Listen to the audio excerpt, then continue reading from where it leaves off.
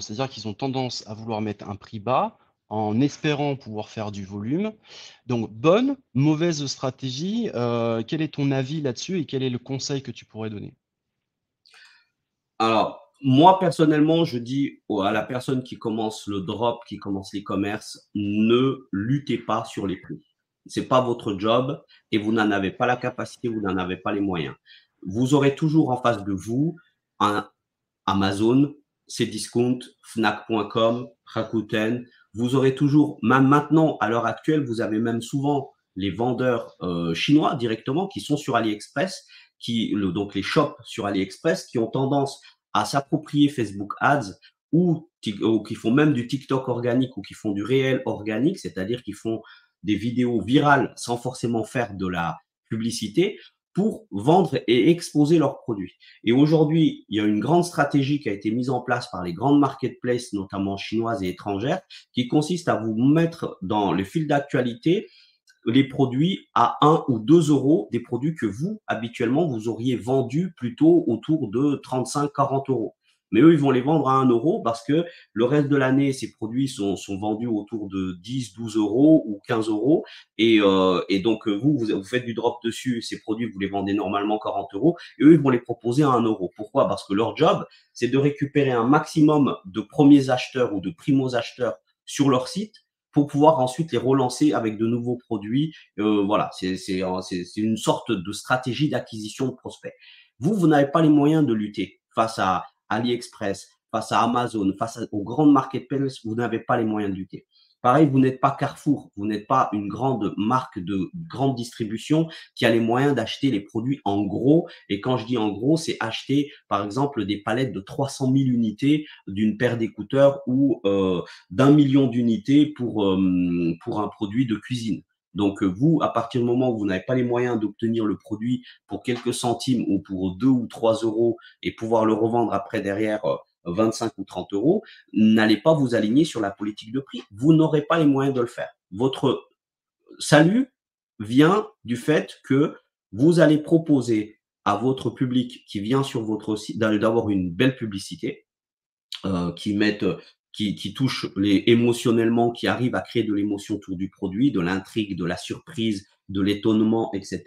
Puis ensuite, quand la personne arrive sur votre page de vente, il faut que la personne, elle sente que vous êtes professionnel, que vous êtes alors, si vous êtes francophone ou en France, ben, n'hésitez pas à jouer la carte du patriotisme, hein, de dire que vous êtes en France, que vous êtes une entreprise française, même si la livraison ne se fait pas depuis la France, vous avez tout à fait le droit de dire nous sommes une entreprise française et le mettre sur votre page produit.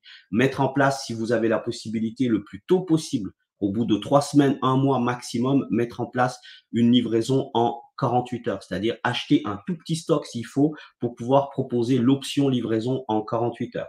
Ensuite, parce que les délais de livraison, ça va faire toute la différence. La personne qui peut livrer en 2 jours, eh bien, elle n'a pas à se soucier que son public, quand il arrive sur sa page produit, il a tout de suite envie d'aller voir si Amazon Prime propose pas le produit, voilà, livré chez elle dans 48 heures. Donc vous, si vous avez l'option, la personne se dit, ok, le stock est en France, tout va bien, je peux acheter. Ça double vos conversions. Mais ne luttez pas sur la politique de prix.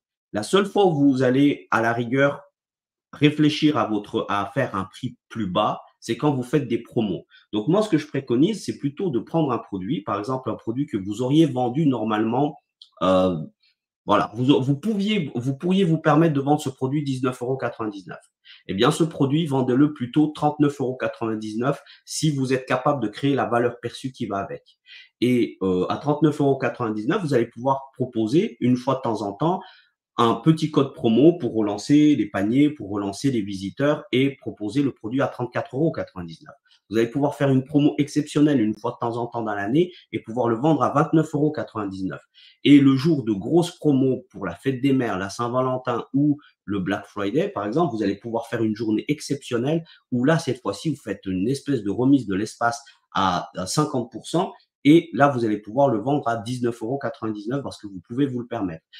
C'est donc des produits que vous obtenez en général en dessous de 6 euros, hein, autour de 6 euros.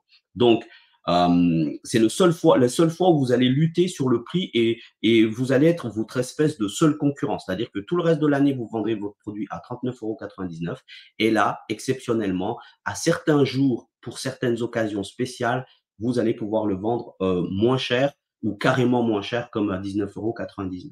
Voilà, c'est le seul fois où votre politique de prix peut être revue, peut être réfléchie à la baisse. Pour moi, c'est la seule voie de, enfin, toutes les marques et tous les stores que je vois s'en sortir, elles appliquent cette stratégie en général parce qu'elles sont venues nous voir en consultation et qu'on a mis ça en place avec eux dans la politique de prix. Votre job, c'est de rassurer le client et de montrer que ça vaut le coup d'acheter chez vous plutôt que d'aller chez Amazon, que ça vaut le coup d'acheter chez vous plutôt que d'acheter sur un store qui n'a pas pris le temps de faire une super démonstration sur sa page produit de sa capacité à maîtriser le produit et à offrir un service de qualité. Voilà. Mais sinon, la politique de prix bas, c'est une bataille que vous avez perdue d'avance. Si vous vous lancez dans le drop, la guerre des prix, vous ne la gagnerez jamais, jamais, c'est sûr. Mais même demain, quand vous pourrez acheter des stocks, vous pourrez jamais lutter contre Carrefour ou Ouais, mais contre Amazon. même, je pense au-delà de ça, il y a aussi la perception. Donc, à partir du moment, si la personne, elle a une boutique qui a une durée, enfin, qui existe depuis 1 an ou 2 ans, donc qui commence à être solide sur les réseaux sociaux, des prix trop bas, bon, d'une part, ça vous amène toujours des mauvais clients. D'accord? Quand il est question de remboursement, vous remboursez le prix du produit, mais vous remboursez aussi la publicité pour pouvoir l'acquérir. Donc, vous perdez toujours de l'argent. La perception de votre produit est moindre. Donc en ayant une politique de prix, barré, et de prix trop bas, je ne pense pas que ça soit bon aussi pour asseoir, quelque chose. Vous ne pourrez jamais évoluer dans votre business, vous ne pourrez jamais déléguer, jamais, parce que vous serez toujours à quelques centimes. Vous serez obligé de vendre avec beaucoup de volume, donc avec beaucoup de risques derrière pour en fin de compte, avoir peut-être et être chargé et charger votre service client, charger votre service après-vente pour pas grand-chose. Donc, comme le dit très bien Théo, c'est une guerre qui est perdue d'avance. Vaut mieux vendre 5 produits par jour, mais en faisant des grosses marges, que de vendre 120 produits et d'avoir des toutes petites marges, mais avec le volume, on arrive à avoir la même chose. Mais moi, avec 5 clients qui achètent chez moi avec des grosses marges, je peux me permettre limite de les appeler les uns derrière les autres, de les remercier de vive voix. Déjà, j'augmente mon niveau de qualification, dans le sens où je vais proposer vraiment quelque chose d'hyper intéressant. Donc, vous voyez, tout ce que vous pouvez faire derrière. La prochaine question, elle va aborder vraiment, et on va traiter ce sujet-là. Mais ce que je veux vous dire, voilà, c'est que et puis, de toute façon, maintenir un prix bas, vous ne pourrez jamais le maintenir. Ça nous est déjà arrivé pour un coaché de Théo, être un peu limite. Du coup, son fournisseur, il s'est retrouvé à rajouter 2 ou 3 euros, je crois, à l'achat du produit. Puis elle les achetait par palette, hein, parce que ça marchait plutôt bien. À la fin, elle pouvait plus, elle était plus du tout rentable. Donc, tout se répercute en fait, hein, le business est répercuté jusqu'au moment, en fin de compte, bah, de payer les personnes avec lesquelles vous travaillez ou que vous sous-traitez. Donc, qu'est-ce qui s'est passé? C'est qu'en l'espace de 3 mois, et pourtant ça a été prévenu en amont, je me rappelle de longues discussions avec Théo et tout ça pour essayer de mettre un petit peu une stratégie en place.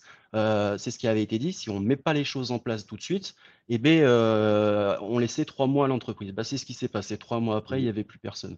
Donc c'est malheureux, mais voilà, ça c'est quelque chose, vraiment ne faites pas l'erreur. Voilà. Euh, Tu La voulais marge, dire, c'est la pardon vie. Théo? La marge, c'est la vie. Ouais, complètement, tout à fait. Voilà. Oui, puis j'ajouterais aussi peut-être une petite, voilà, la seule façon de remporter la bataille des prix, je pense, et ça c'est une petite clé, c'est vous allez arriver à tirer votre épingle du jeu dans une guerre des prix quand vous allez avoir une boutique la plus nichée possible. Par exemple, si vous vous intéressez à la niche des chiens et que vous décidez de vous spécialiser à l'intérieur de la niche des chiens, vous décidez de vous spécialiser uniquement sur les produits qui parlent et qui évoquent le pitbull.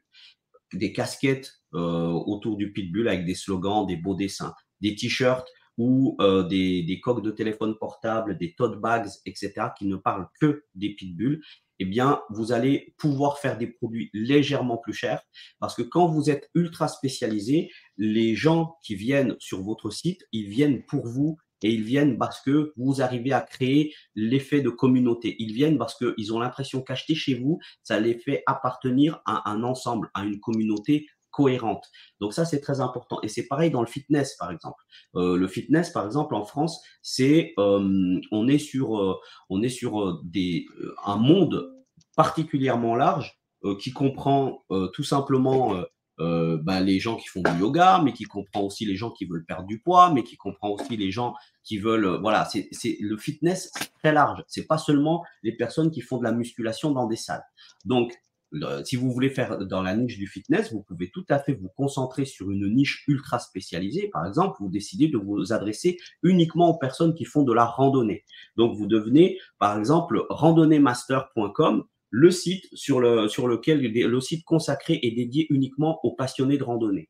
Vous aurez une croissance plus rapide sur les réseaux sociaux. Votre Instagram, votre TikTok et votre page Facebook ou même votre Snap vont augmenter beaucoup plus vite en nombre d'abonnés parce que les gens veulent faire partie d'un ensemble autour de leur passion, premièrement. Deuxièmement, les gens sont prêts à payer un peu plus cher parce qu'il y a toujours ce petit côté communautaire, le petit sentiment que vous êtes la petite entreprise contre voilà dans un ensemble beaucoup plus vaste, quelque chose qui touche à leur identité et ils auront tendance à payer peut-être 15, 20, 30% plus cher parce que c'est vous et parce que ils ont ce rapport avec la marque. Évidemment, vous, votre job, comme l'a dit Jérémy avec beaucoup de brio, votre job en matière de service client, c'est-à-dire de relation client, je parle pas du SAV, mais de relation client, c'est d'en faire plus et d'en donner plus encore.